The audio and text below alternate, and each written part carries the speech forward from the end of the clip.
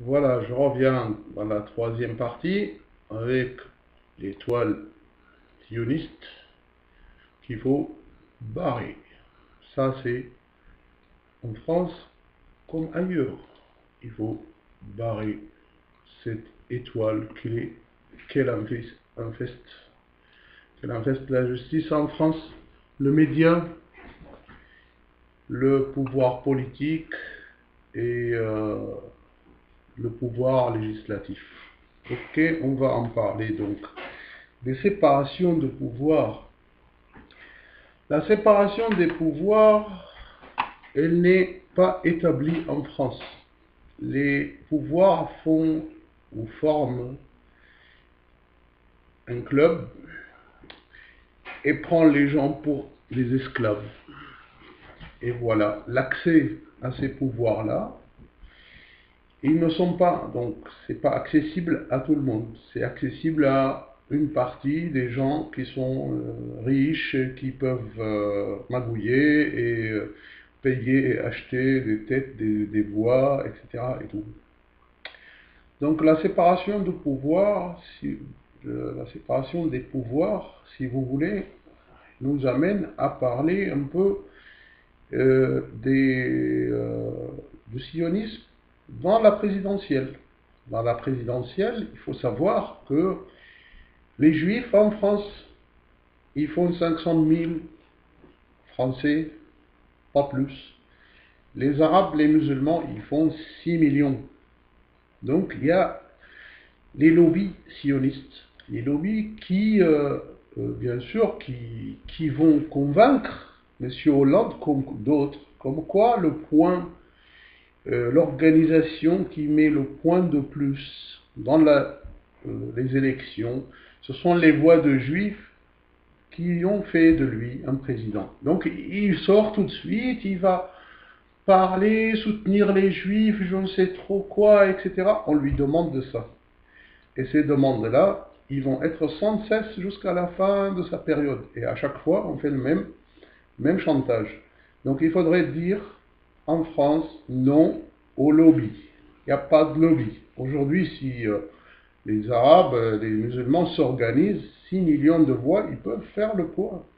Donc ils veulent toujours que passer un arabe pour un voleur, oui, passer un arabe pour un méchant, et dans le média et dans les marionnettes, là, les bébés de show et compagnie qui passent partout, ils se moquent des arabes. Et stop, moi je ne le permets plus.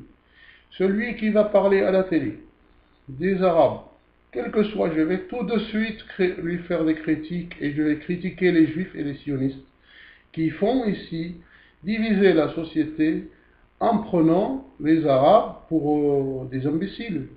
Et moi, je peux vous dire que les arabes, ils sont beaucoup plus intelligents que vous. C'est la première nation les plus intelligentes dans la planète, ce sont les arabes. Et si je veux leur casser les jambes et les pieds, et bien sûr, ils vont être méchants, ils vont être, comme on dit, pas méchants, ils vont être démunis, ils vont être des clochards, comme Sarkozy il veut coller une amende à quelqu'un qui est mal habillé à Paris de 7 000 euros. Un SDF, un SDF, il n'en a pas d'argent, il n'est pas saisissable, comment tu vas lui coller un PV? Donc ça va pas. Le jour où on va démunir quelqu'un, où on va occuper son pays, comme la France occupe l'Algérie 131 ans, l'Algérien, il va s'habiller Pierre Cardin? Je ne pense pas. On parlera de colonisation et on parlera de qui sont les voleurs dans le monde en premier.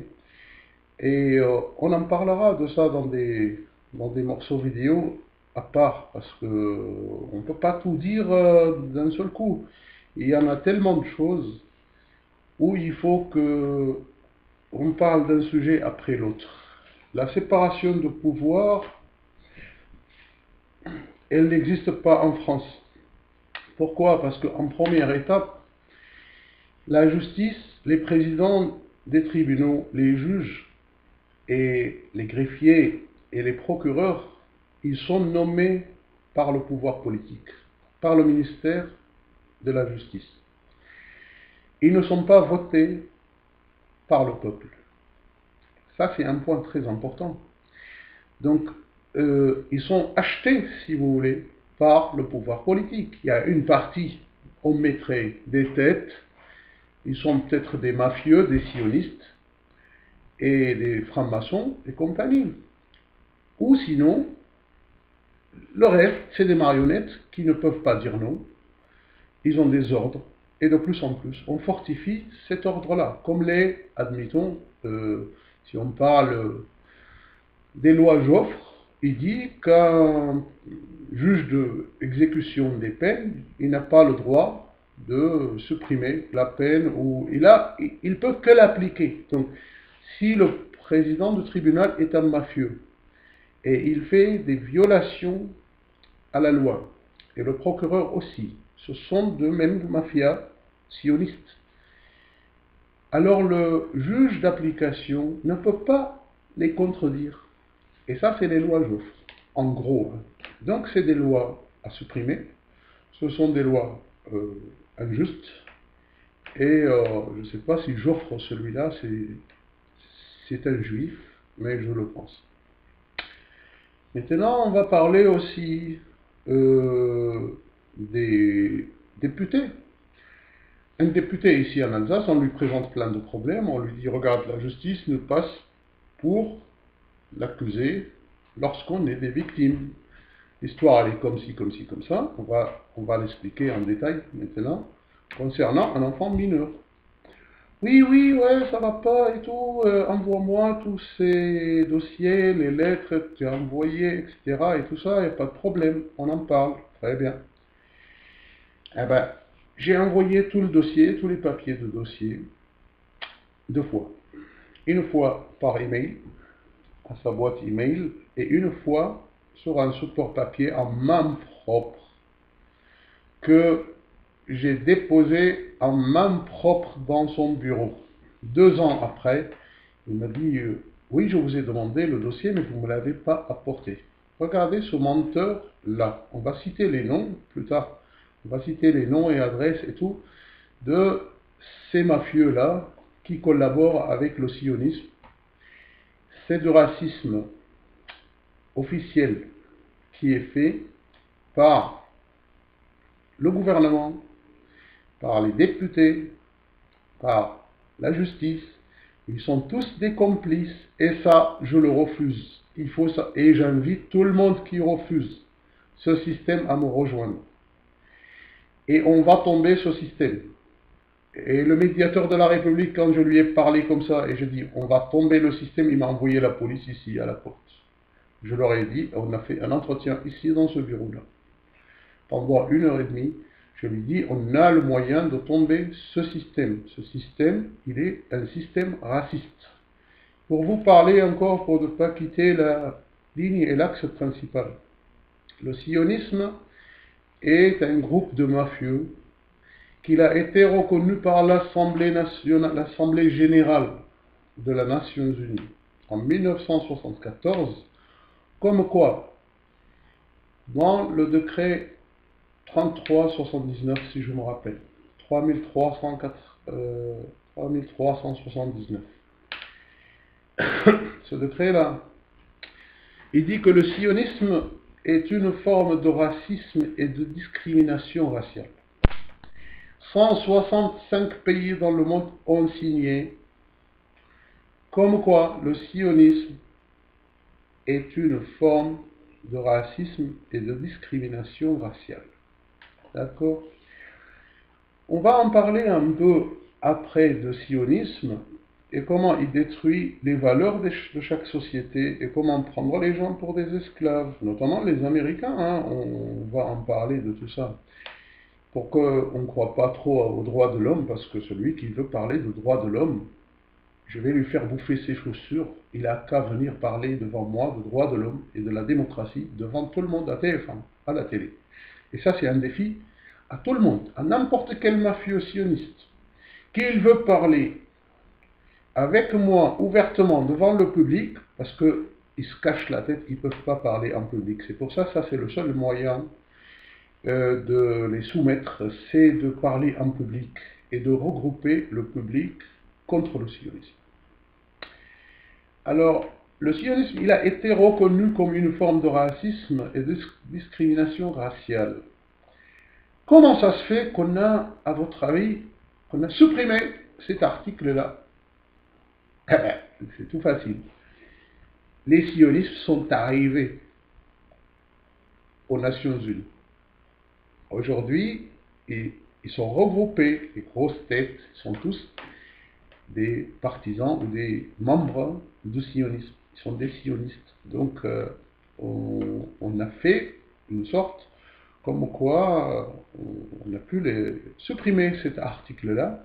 Et c'est la seule article qui a été supprimé dans l'Assemblée générale de la Nations Unies depuis toute la vie. Aujourd'hui, le jour où on dit, bon, il y en a plein d'articles et de décisions qui condamnent Israël, il n'y en a aucun qui a été appliqué, on comprend que c'est les sionistes de la Nations Unies qui le bloquent. Et par contre, pour les autres pays, on ne bloque pas.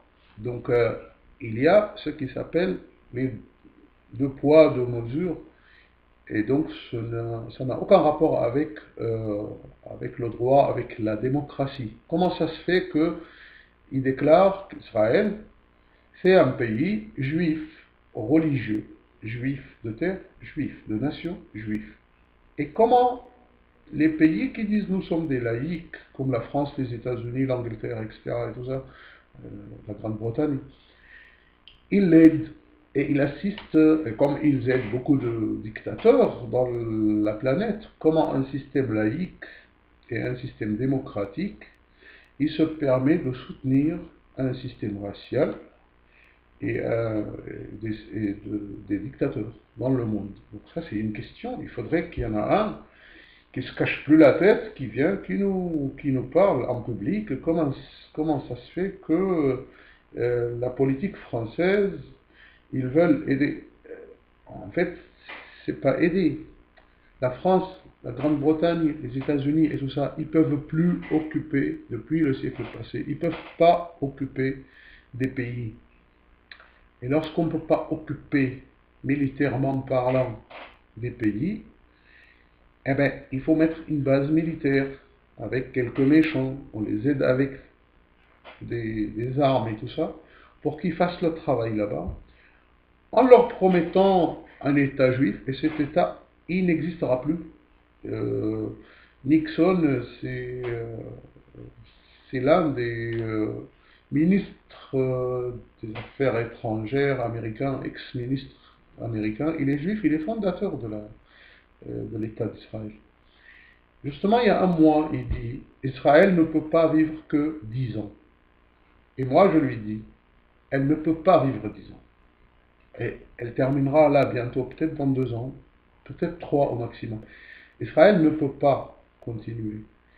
On ne peut pas mettre 6 millions de juifs contre 340 millions d'arabes et 1,6 milliard de musulmans. Et on espère que ça durera à vie. On en parlera de ça, on en parlera de la politique internationale. Mais c'est pour vous dire comment le sionisme est infiltré dans la Nations Unies et dans le pouvoir de certains pays, comme l'Allemagne, comme Merkel est une juive, en Angleterre, aux États-Unis, ailleurs. Et même s'ils ne sont pas des juifs, comme George Bush, c'est des juifs chrétiens. Ceux qui croient au sionisme. Ils croient qu'il est un dieu, un demi-dieu. Les gens sont venus des spermes comme le cheval. On peut se servir, on peut les tuer. Alors il a pu tuer 1 million d'Irakiens sous le nom de la démocratie. Aujourd'hui, en Afghanistan, on va tuer 1 million de personnes là-bas. La France, elle en a tué 1,5 million d'Algériens jusqu'en 1961. Et ce qui est bizarrement comme ça, tout de suite, on va le voir que dans la communauté européenne des droits de l'homme, ou la Commission européenne des droits de l'homme, le premier article qui dit on n'a pas le droit de tuer un humain. Et cela a été signé dans les années 40, dans les 48, 45, etc. Donc comment la France a signé ça, elle se permet de tuer 1,5 million d'êtres humains. Donc c'est n'importe quoi. La démocratie, et que des paroles, n'importe quelle parole, comme on veut, on gère l'intérêt et tout ça. Et c'est que de mensonges. Et les gens qui parlent de ça, ils sont juste des marionnettes qui sont payées. Et là, les Français, ils ne comprennent rien dans la politique, ils gobent ce qu'on leur passe à la télé. On va leur dire par exemple, un terroriste irakien, il en a tué un soldat américain. Ben, ce terroriste irakien, l'américain c'est l'intrus, et l'Irakien, c'est le résistant. Il va dégager l'occupant de chez lui. Alors, il le passe pour un raciste. Claire Chazal, à la télé, elle a un rôle. Ça, c'est le média sioniste. Le français, il regarde comme ça. Il dit, c'est un terroriste. Ouf, un Irakien, il est terroriste. Chez lui, il est terroriste. Comme un Afghan, il est terroriste chez lui. Mais oui, les Américains, ils sont des gens honnêtes. Ils sont allés là-bas pour implanter des fleurs. Et l'Afghan, il est terroriste, il n'est pas bien. Pourquoi il se défend? Puisque quand la France elle a été occupée, est-ce qu'on a appelé les résistants ici des terroristes? Non. C'est-à-dire, on parlera de terrorisme parce que le mot terrorisme n'a aucun sens, n'a aucune définition. Moi, je voudrais demander à M. Hollande de me donner la définition de terrorisme. Sinon, celui qui parle de terrorisme à la télé, je lui crache dessous. Qu'il soit un présentateur, un sioniste, un ministre ou quel que soit, le jour où il veut parler de terrorisme, et lui, il ne sait pas qui sont les terroristes, on va lui demander maintenant de préciser qui est le terroriste et quelle est la définition de terrorisme.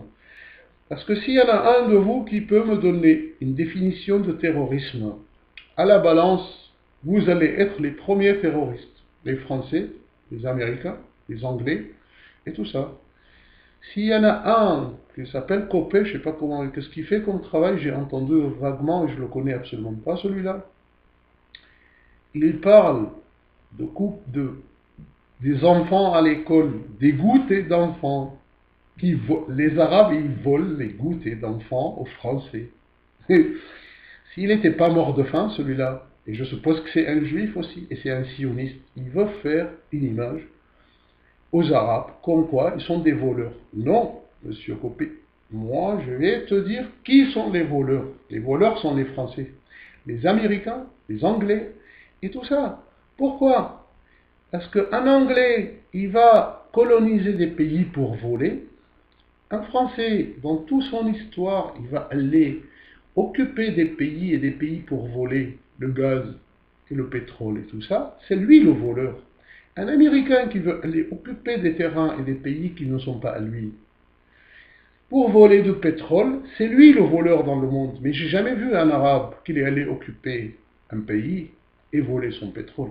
J'en ai jamais vu un Afghan qui est venu ici. J'ai jamais vu ici un Afghan. Alors l'Afghan, il est terroriste et il vient vous voler. Ou c'est vous qui est allé là-bas pour le voler. Un Syrien, il vient ici pour vous voler, ou c'est la France qui a occupé la Syrie. Les Français, ils étaient au Liban, ou c'est les Libanais qui étaient ici. Et voilà, on parle d'autres et d'autres, de Cambodge, des pays d'Africains, des pays. C'est qui est allé coloniser et voler les autres pays et les récoltes des autres pays? L'or syrien, c'est qui l'a volé par train? La monnaie syrienne, elle était des pièces en or. C'est qui l'a remplacé par des billets et c'est qui l'a récupéré l'or? C'est pas les Français. C'est qui est voleur? C'est le voleur qui vole un goûter. C'est même pas justifié que c'est une affaire d'enfant. Celui qui est morphale et mort de faim, et c'est un juif sioniste qui parle de vol. Il faudrait qu'il voie lui-même qu'Israël, elle vole la terre arabe. S'il dit que la Palestine, c'est une terre juive, pourquoi ils attaquent le Sinaï? Pourquoi ils attaquent le Golan, si c'est syrien? Pourquoi on attaque d'autres pays? Avant-hier, ils sont allés bombarder une base militaire au Soudan. Israël, est-ce que Israël, il a le droit d'aller occuper jusqu'au Soudan? Et oui, Le slogan d'Israël, c'est la frontière d'Israël d'Euphrate jusqu'au Nil. La frontière d'Israël est d'Euphrate jusqu'au Nil, c'est-à-dire tous les pays arabes, de la rivière d'Euphrate jusqu'à la rivière du Nil. Alors ils se permettent d'aller attaquer le Sinaï, aller attaquer machin, Gaza, la Cisjordanie, la Syrie, le Liban, le Sud-Liban. C'est pas la terre de Palestine. C'est qui l'a aidé à lui donner les mirages, les réacteurs nucléaires et tout ça? C'est pas les Français. C'est qui le voleur et le complice de vol? C'est pas les Français. Alors arrête de faire des conneries et la publicité, parce qu'on peut faire de ta tête une serpillière et essuyer le parterre avec. Le jour où tu parles des Arabes, moi je parle des Français et je parle des Juifs et je vais montrer qui est le voleur. C'est toi qui as peur pour le goûter des enfants. Et qu'on la vole, les Arabes, ils ont besoin de ça. Les Arabes, ils sont accueillants. Les gens qui passent sur la route, ils ont des droits chez nous. Il est dans la tradition arabe, on reçoit l'invité ou le passager sans le connaître 3 jours, sans lui demander comment tu t'appelles. Alors fais attention à ce que tu passes comme publicité à la télé et ne crois pas qu'il y a personne qui peut te répondre. Moi, j'invite tous les Arabes et tous les musulmans à répondre, à riposter contre ces abus qui passent à la télé. Contre ces abus-là, que les Juifs sionistes, ils sont là pour faire la publicité et l'étiquette à mettre sur un Arabe. Un Arabe qui est honnête, un Arabe qui n'a rien fait, un Arabe qui n'a rien volé, un Arabe qui a été démuni, un Arabe qu'on était raciste contre lui, un Arabe qu'on a volé son pays. Après, on va passer l'Arabe pour un voleur, pour un malfaiteur, Non, stop, le sionisme doit s'arrêter aujourd'hui et on continue tout de suite. À tout de suite.